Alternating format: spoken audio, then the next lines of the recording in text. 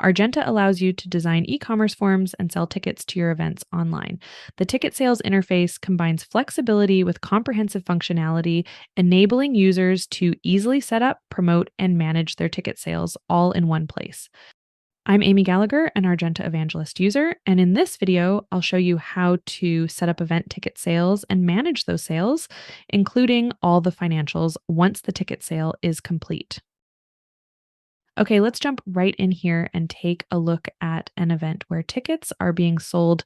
We're going to start at the main event list, and to get here, you would just choose Event Management, then Event List from the main menu that's always here on the left side of the screen. We'll open this first event by clicking the corresponding open icon. That takes you right to the first tab in the event workspace, the Event Details tab. I'll start by showing you how to set up your tickets. So we'll jump over to the Ticket Settings tab to get started. Now, keep in mind that Argenta has a built-in e-commerce integration with Stripe. You can only sell tickets if you've set up your Stripe account through subscription settings. And to do that, just choose subscription in the top right menu, then open the e-commerce settings tab. Now I'll show you how to set up your event tickets so you can begin selling them online with our e-commerce interface through Stripe. The Ticket Settings tab is where you'll create tickets for your event. There are several options available so you can set limitations and design different tickets for different purchasing needs. The first time you view ticket settings, you'll see a single general admission ticket ready to use. You can change the name of the default ticket if necessary, just make it as descriptive as possible. The ticket's start and end dates are very important. You use these to set the dates that the ticket is available to be purchased. Different tickets can be sold using different date ranges. For example, you may want your single general admission ticket to be available for the entire registration period, but your table sponsorship opportunity to end earlier. That's why Argenta allows you to set the start and date range by ticket rather than just one open registration period. If there are no tickets available to purchase on a given date, the entire event ticket sales form will close and a message will be displayed that there are no tickets available for the event. After you've set the start and end sales dates, you must set a price for the ticket. The ticket price is the price you're charging for the ticket.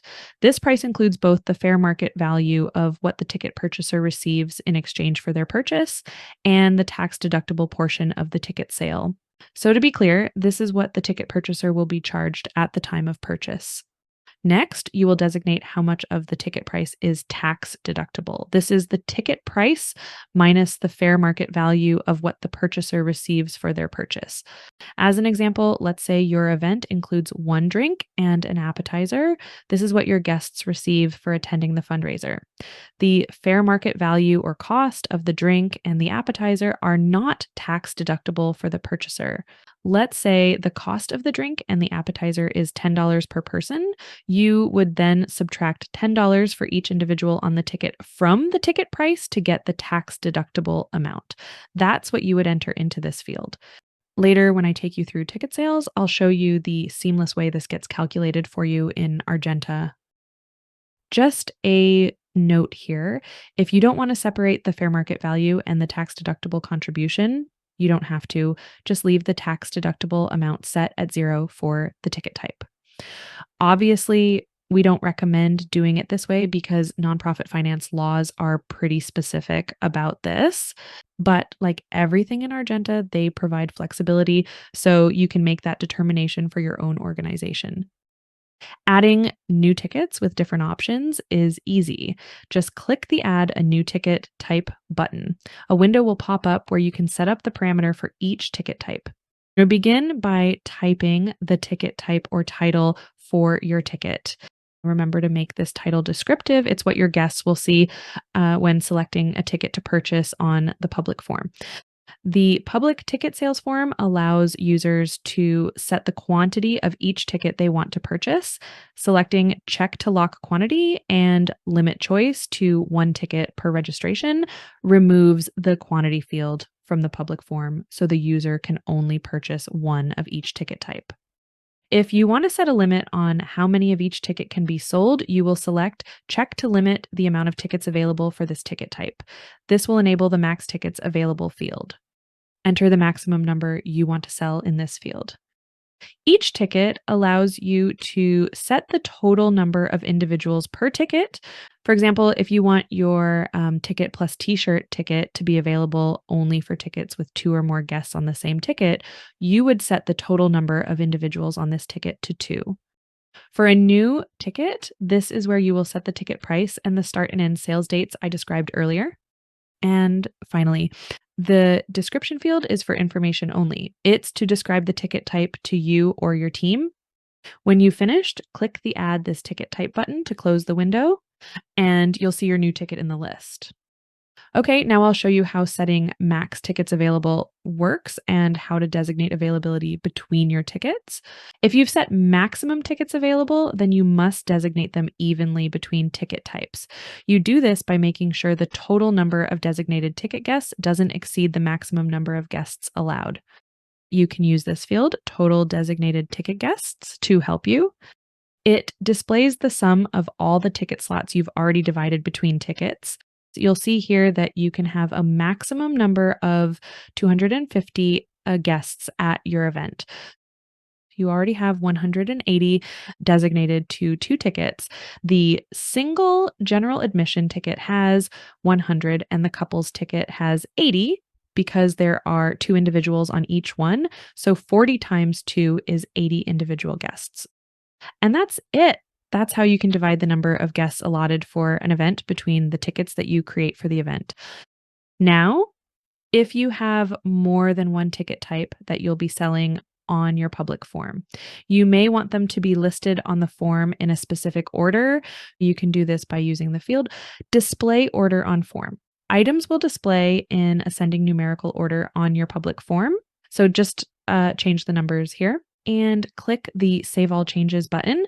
You'll notice that the order has changed and now your couple's ticket is displayed first.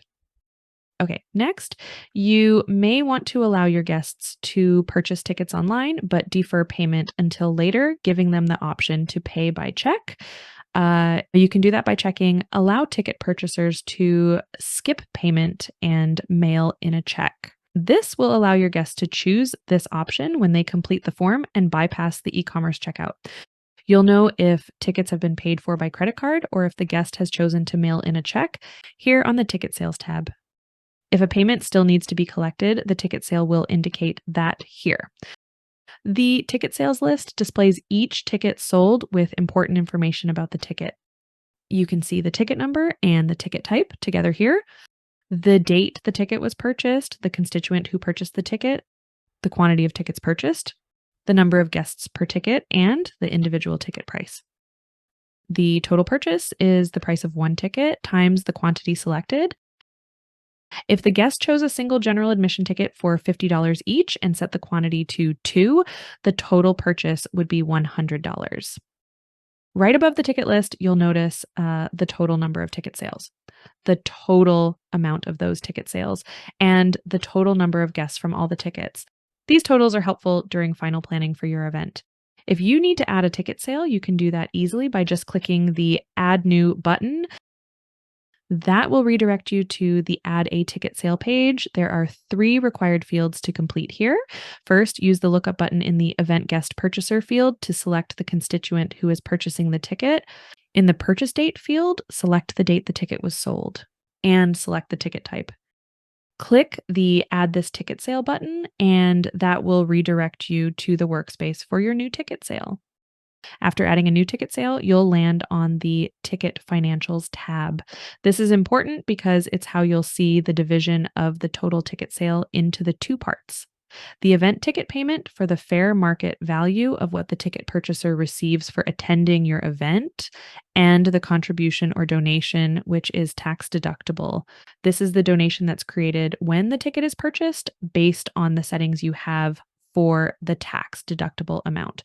You can open the donation here in the ticket sale workspace, or you can see the donation in the fundraising module by choosing Fundraising, then Fiscal Donations from the main menu on the left side of the screen.